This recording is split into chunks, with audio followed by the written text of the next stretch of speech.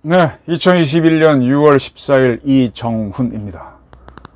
오늘은 문재인 대통령이 앞으로 당면할 거액의 민사 손해배상 건에 대한 진단을 해보겠습니다. 문재인 거액의 민사 손해배상 소송 당할 것인가? 제목입니다. 돈으로 들어오는 반격, 문재인 권력으로 막아낼 수 있을까? 부제입니다. 저에 앞서서 조선일보의 최재혁 기자가 14일자에 아주 흥미로운 칼럼을 썼다 그럴까요? 동서남북이란 지면에 월성 3인방 기소에 숨겨진 폭탄, 김호수의 선택은, 또 백용규 등 배임죄도 기소하면 거액 민사 손배소 불보듯, 이런 제목의 칼럼성 기사를 썼습니다. 상당히 재미있습니다. 그 내용을 전부 다 제가 화면에 다 띄우겠습니다. 중요한 부분만 읽겠습니다. 월성 1호기 조기 폐쇄와 김학의 불법 출금은 대통령과 청와대에서 시작됐다. 이건 저도 몇 차례 방송을 했던 겁니다. 이 최재혁 기자가 상당히 컬럼을 통해서 정리를 잘했습니다. 쭉 이어졌다가 김학의 전 차관 불법 출금의 연원도, 김학의 씨 불법 출금을 하게 된 시작도 결국은 검경은 명운을 걸고 김학의 성접대 의혹을 수사하라는 문 대통령의 강력한 지시였다. 예, 이것 저도 이야기했던 거죠. 이렇게 해놓고 난 다음에 백영규 전 산업통상부 장관과 이광철 비서관에 대해 대전과 수원지검은 이미 기소 의견을 달아 각각 대검에 올렸다. 이것도 보도가 된 사실이죠.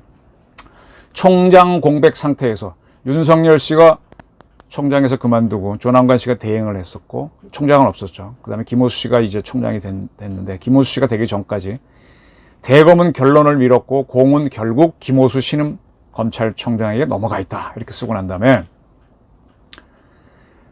이 월성 1호기 조기 폐쇄권에 관련된 겁니다. 백용규 전 장관과 최이봉 전 청와대 산업정책비서관, 정재훈 한국수력 원자력 사장 등 월성 3인방의 기소에 폭탄이 숨어 있다라고 했습니다. 그럼 설명하기를 대전재검은 그 3명을 직권남용에 업무상 배임을 덧붙여 기소하겠다고 오래전에 대검에 보고했다. 원전 조기 폐쇄로 한국 수력 원자력에 손해를 끼쳤으며 경제성 조작으로 손실보상 책임을 면제받은 정부가 이익을 봤다는 논리라고 한다. 하지만 친정권 성향의 신성식 당시 대검 반부패부장 등이 제동을 걸면서 3개월간 결론이 미뤄지고 있다. 이게 이제 윤석열 씨가 사임한 이후의 상황이죠. 배임의 후폭풍은 직권남용과 비교할 바가 못 된다. 먼저 형사적으로, 나중에라도 더 윗선의 책임을 물을 여지가 생긴다. 더 윗선이 어디겠습니까? 월성 사건에서 오너는 청와대 윗선이 된다. 청와대 위에는 더 있을 수 없고, 청와대 위에서 제일 높은 사람이 누군가요?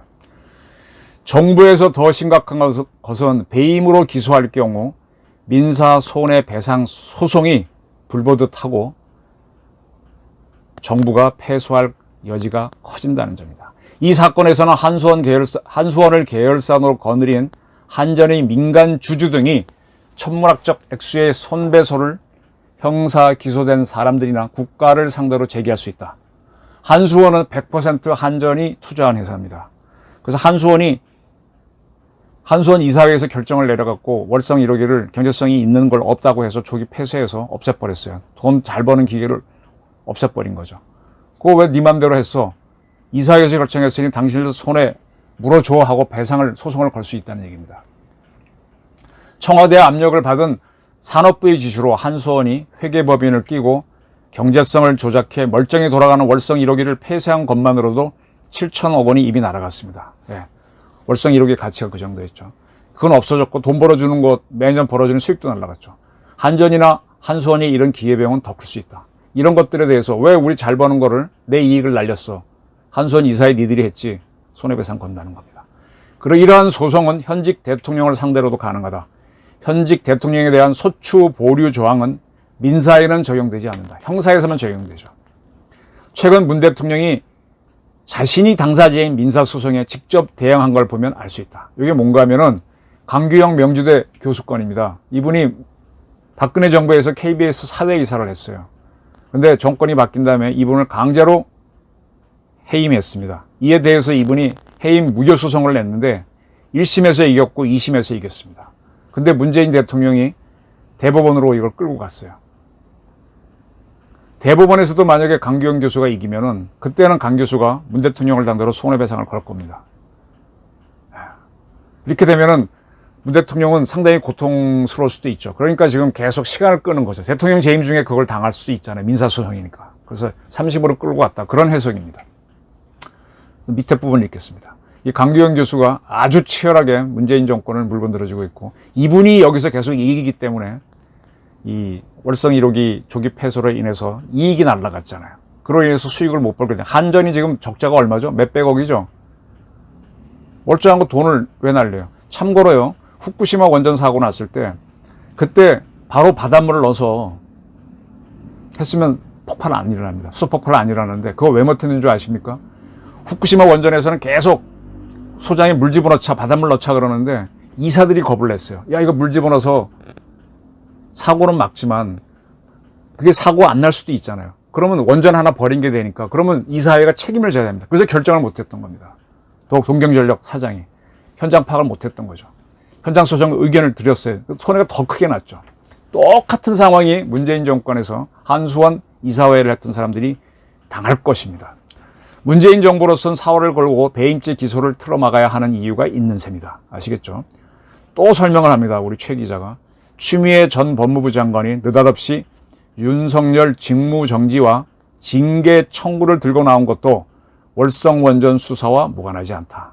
이제 아시겠습니까? 바로 윤석열 씨가 대전지검에서 월성 원전 수사를 해갖고 기소를 하자. 거기에 동의하는 쪽으로 가니까 느닷없이 윤석열 자르기로 나갔던 겁니다. 추미애의 칼춤이 시작됐던 거죠. 문 대통령이 신원수 전 민정수석 카드를 버리고 백운규 전 장관 구속영장 청구를 막지 못한 것이 결정적으로 작용했다는 말이 있다. 문 대통령이 신원수 씨를 굉장히 좋아했죠. 근데 그를 버렸어요. 처음에 품고 있으려고 하다 버렸습니다. 왜? 신현수 씨가 윤석열 편을 들었거든. 그로 인한 갈등은 윤석열 전 총장이 총장직을 던지는 것에 결정적인 요인이 됐다. 네, 그렇게 하면서 윤석열 씨가 사표를 냈죠. 그러면서 우리 최 기자가 흥미로운 예상을 했습니다. 모 검찰 간부의 말을 인용해서, 모 검찰 간부는 영어 대사를 인용해서 김호수 총장이 원전 3인방 배임 기소를 틀어막는다는데 내 돈 모두와 팔목 하나를 걸겠다라고 말했다랍니다. 네, 김호수 씨는 분명히 문재인 대통령을 위해서 대전지검에서 백운규 등을 기소하려는 걸 막을 것이다. 임기 말 문재인 정부의 정권 보유형 검찰 수뇌부 인사의 핵심은 김호수라고 그는 말했다는 겁니다. 그래서 많은 이들이 과연 김호수가 그렇게 할까 지켜본다라는 식으로 칼럼을 썼습니다. 굉장히 날카롭고 잘 쓴, 저랑은 다른 매체에 있는 기자지만 잘 썼습니다. 잘 봤습니다. 제가 써야 할 걸 후배 기자들이 했네요. 좋습니다. 자, 이제 하나 짚어보겠습니다.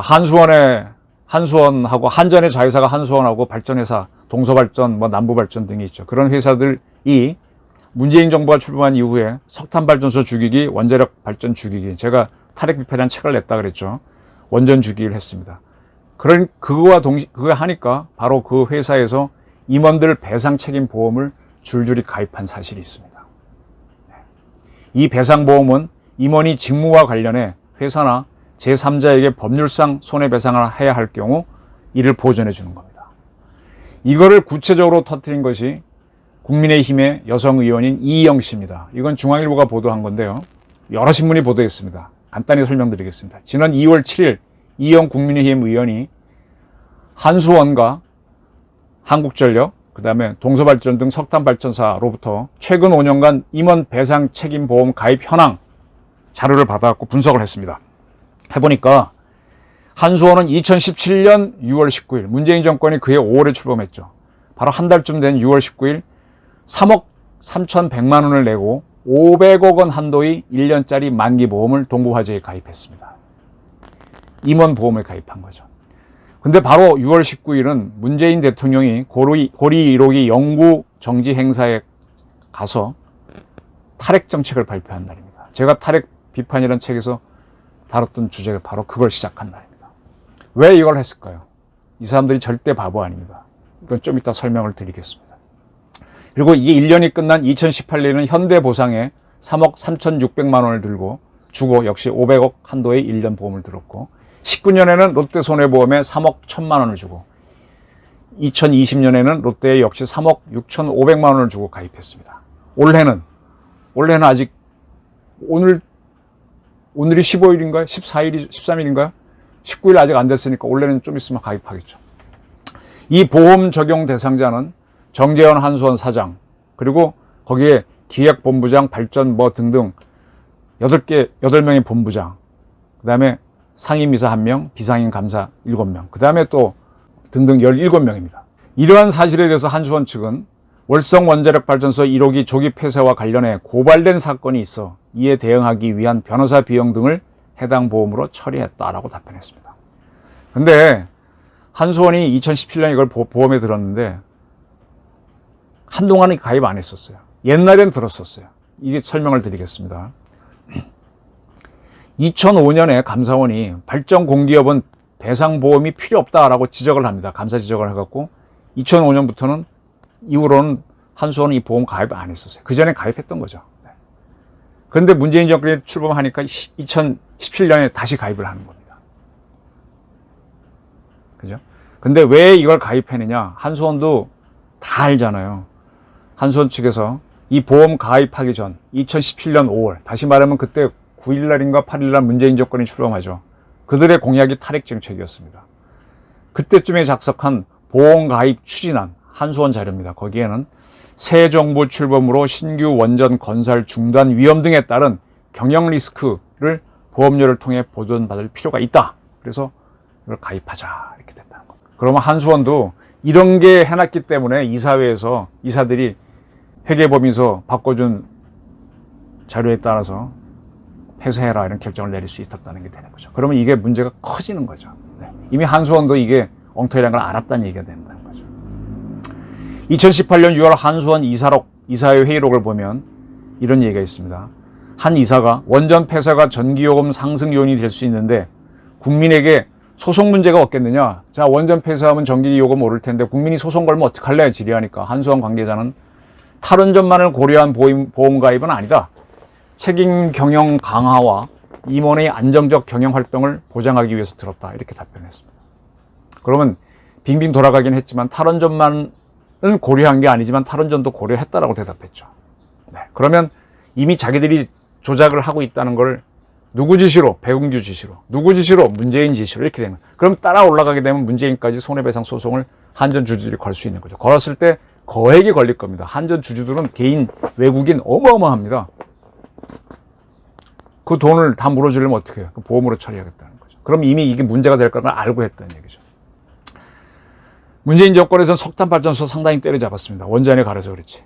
동서발전도 2017년 11월 달에 사장과 본부장, 감사 등이 가입하는 걸로 해서 1억 4천만 원의 보험 가입했고, 서부발전도 그해 9월에 가입했습니다. 배상 한도는 500억까지 받는 걸로. 한국전력도요. 한국전력은 이제 서부발전, 동서발전, 한수원 다 자회사 100% 출자한 회사로 거느리고 있으니까 주주는 다 한전 주주잖아요. 그래서 2017년 10월에 보험 한도, 거기는 이미 가입했었던 건데 한도액을 500억에서 1000억을 올렸습니다. 네. 문정권이 하는 걸 무리란 걸 알고 있었던 얘기죠. 자, 이분이 경성대학교 에너지학과인가요? 조성진 교수입니다. 한수원 비상임 이사로서 월성 1호기 조기 폐쇄를 결정할 때 유일하게 반대했던 분입니다. 제가 당시에 이분하고 이제 인터뷰를 해서 주간동아에 기사를 쓴 게 있는데 지금 이분이 이걸 다 알아요. 그래서 이때 관련된 자료들을 감사원에 제출해서 감사원이 지난번 감사를 제대로 하게 했고, 그 감사원이 자료를 넘겨주니까 대전지검 수사가 이루어진 거죠. 이분이 대전지검 또 조사받았을 때 또 제출했습니다. 그러면 이 자료는 많이 갖고 있죠. 참고로 이 자료는 야당 의원한테도 이미 가 있습니다.